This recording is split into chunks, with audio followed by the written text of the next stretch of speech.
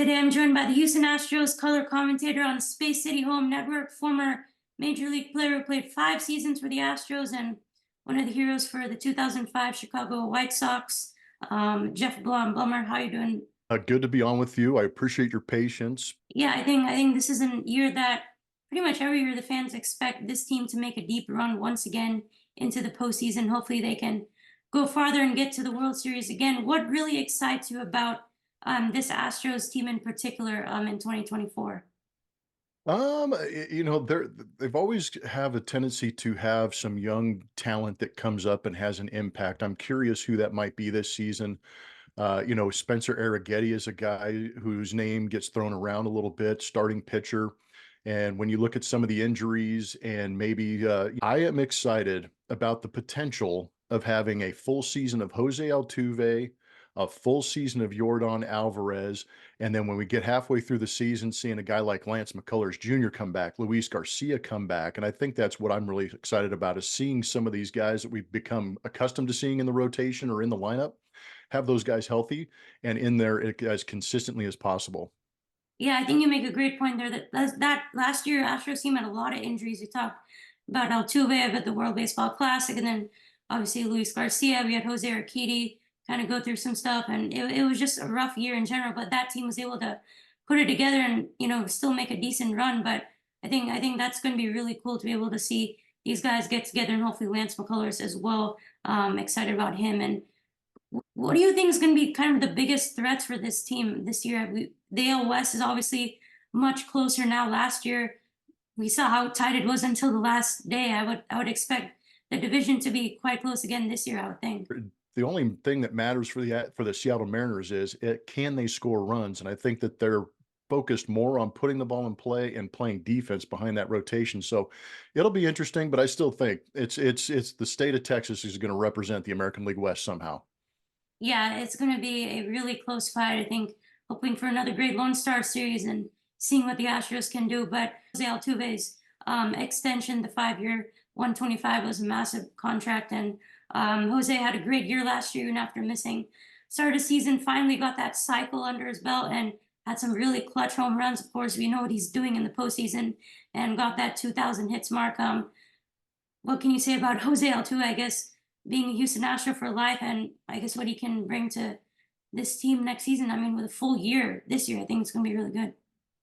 First of all, thank God. I mean, Yeah, I can't imagine seeing him in another uniform. yeah, But him being an Astro for life is something that I think that he wanted. I also think it's something that the Astros kind of desired also. And I mean that in an organizational sense, because you and I, being fans of the Astros, obviously we want Altuve around as long as possible. And this works out for us. But I think Jim Crane made it an issue for him to go out there and make sure that Altuve stayed in that Astros uniform because of a lot of the legacy things that you're talking about. 2,000 plus hits. He's going to be chasing 3,000 here in the next 5, 6 years. And then you have him establishing himself and probably already erecting a place in the rafters next to some of the Astro greats where he's going to have his number retired, and he's going to leave his indelible mark on all of the records in the Astros franchise record book. And then you start to think about the potential of him being in a Hall of Fame. And now you guarantee the fact that when he does go into the Hall of Fame, he's going to have that star and that H on his cap. And I think that means a lot to us. And I also think it means a lot to him. He's really ingrained himself in this community. His daughters are here. This is what they know, and this is what his family knows. So I think it's great all the way around.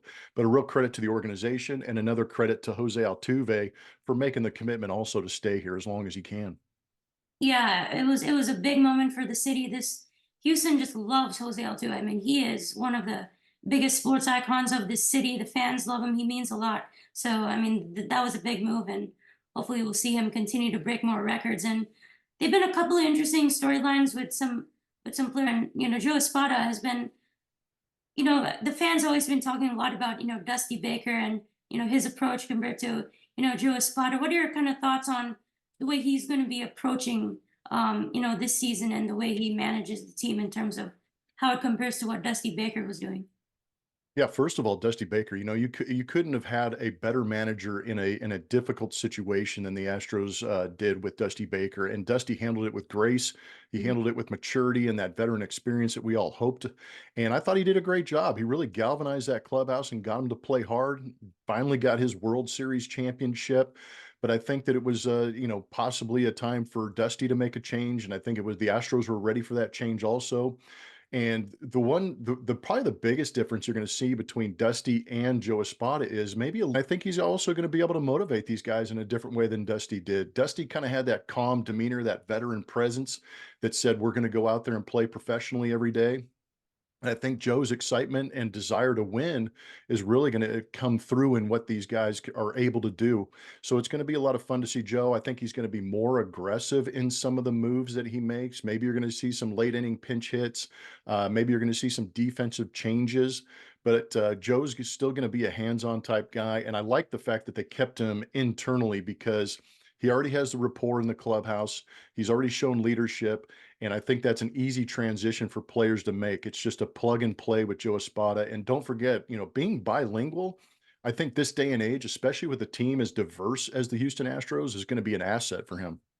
Yeah, I think you made a great point about getting someone who's already been with the Astros, especially with this team really trying to compete for a World Series championship every year. I think it's really good to have someone who's familiar with it. And one of the other major changes was at catcher having Garner Diaz this year calling games. It's been something that fans are been really excited to see. I'm interested in seeing what he can do in calling games. Obviously, a young catcher, but trying building that connection with the pitchers. What are your thoughts on what Garner Diaz can do this year?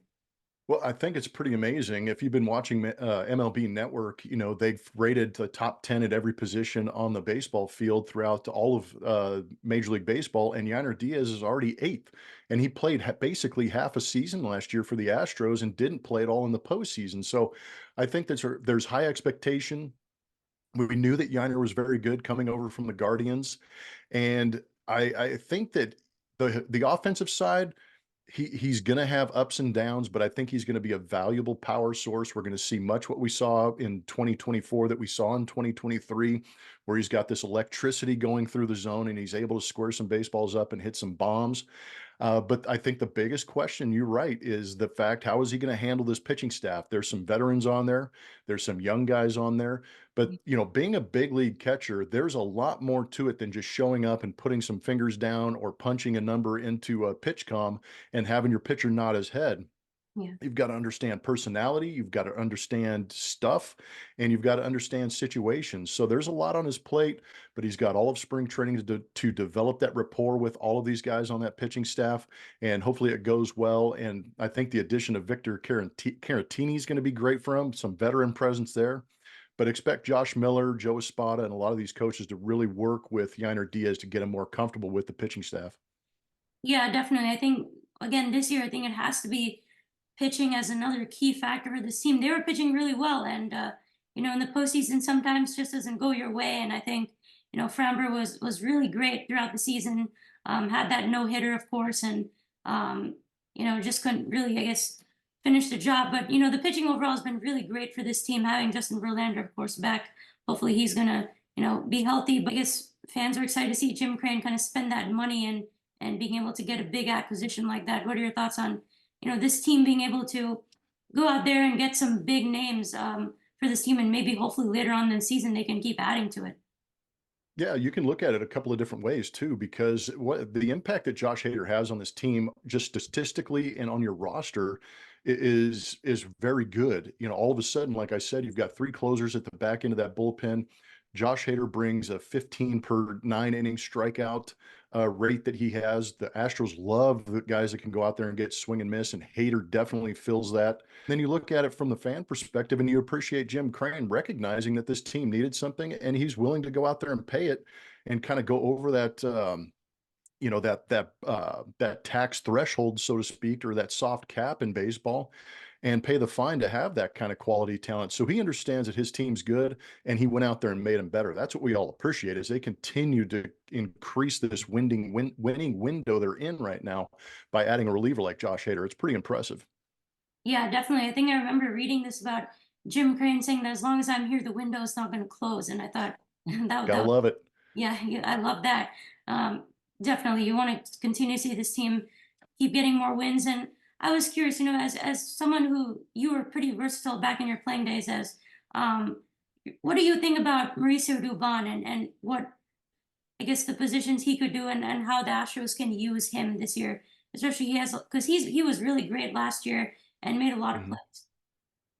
No, there's a certain affinity for me watching guys who can play multiple positions because I think they're invaluable. You're going to need those safety valves, I like to call them, throughout the course of the season. And we saw it last year with Mauricio Dubon to start the season. He had to be the opening day second baseman because Jose Altuve got hurt, filled in, did a phenomenal job defensively, and maybe exceeded all of our expectations offensively, which was a lot of fun to watch.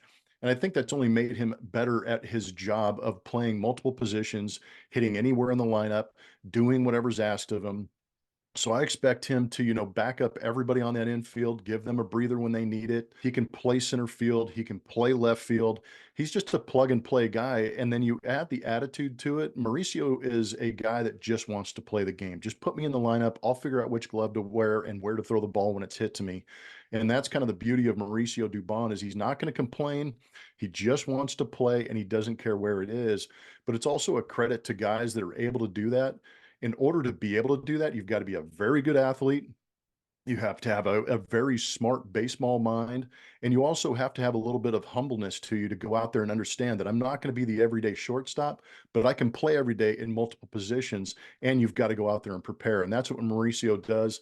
And Joe understands that he's able to swing the bat well enough and put the ball in play and move the ball around and contribute that he'll probably find some space for him to go out there and give Altuve, Bregman, Pena some days off so that they can keep their legs fresh throughout the course of the season. And if he's moving well and wants to play left field, how do you say no to Yordan Alvarez? I would let that guy do whatever he wants because I need him in that lineup. But these are all phenomenal options. Mauricio Dubon obviously can give guys DH days or off days completely, moving around the field as well as he does, like we just talked about.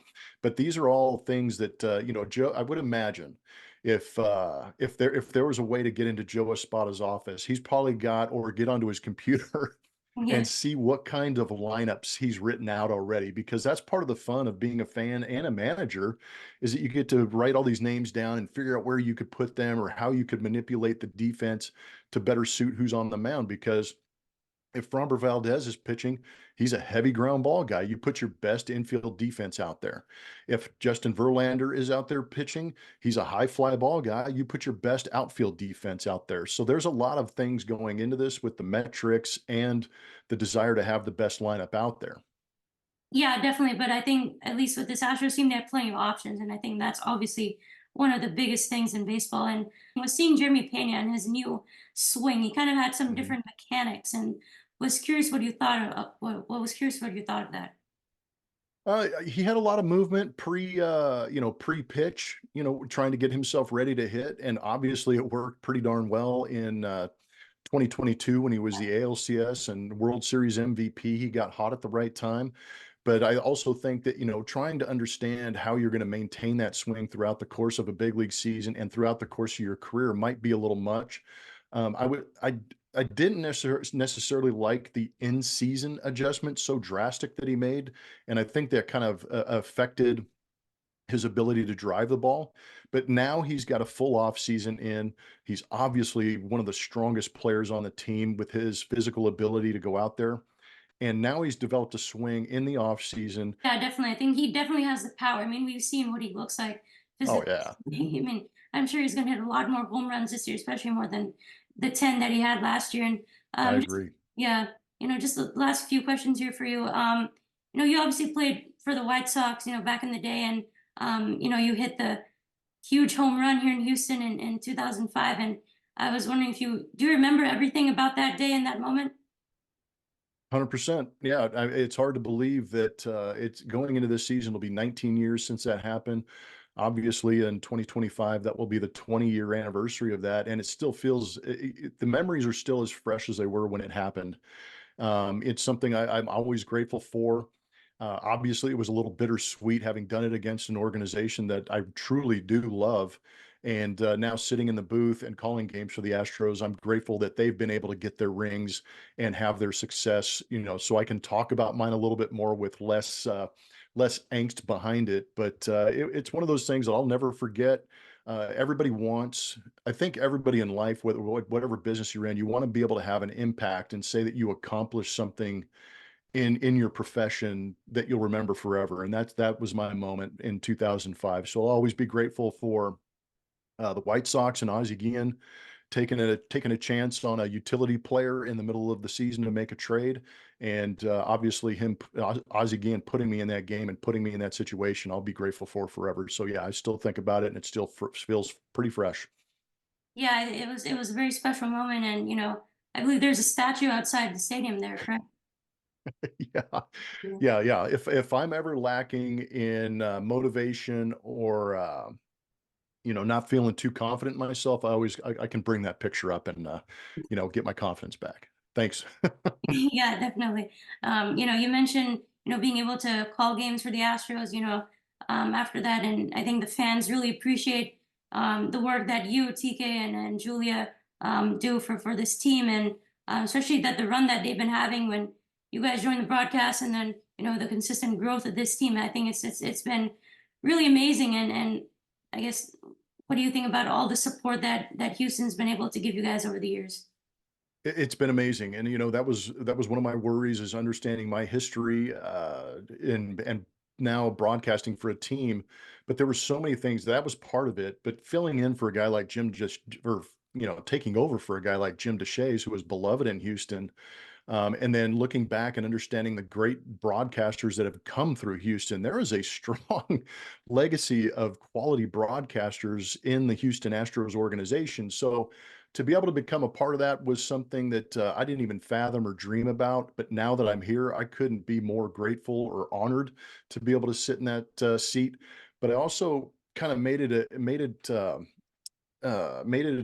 paramount in my career to really bring myself to the fans. I think in this day and age that things are so interactive with social media and the instant reactions and watching these games and being able to broadcast to the fan. I kind of put that at the forefront of how I go out there and do my job. And it's really resonated, thankfully. And I'm grateful for the city of Houston for being as understanding and committed to the broadcast as we are, because Julia, TK, and I, we absolutely love our jobs, number one, and we legitimately love each other. There's nothing that you see on camera that you don't see off camera. It's not like, hey, we're all giddy when we're on camera and then we can't stand each other off camera. We legit go out to dinners. We'll have a glass of wine. We have family events together. We are truly a family, and I think it's kind of it helped us endear ourselves to the fan base. But at the same time, like you're talking about, when this team's good, it makes my job so easy and it makes it so much fun. So I'm glad to be on this ride with everybody who's listening and having the ability to come on with you. So thank you. Yeah, I think it's really special here. I think the fans really appreciate the broadcast, especially hearing your guys' thoughts and the fan interactions. I think it's really special, and hopefully we can see the Astros make a deep run this year once again. So thank you so much, Blummer, for the time. Really appreciate it, and glad that I was finally able to chat with you. And I think it was a great conversation. So thank you so much. No, I appreciate the opportunity. Thank you again for being patient, and keep up the great work. All right. Well, thank you so much, Blummer. Have a good day. Yeah.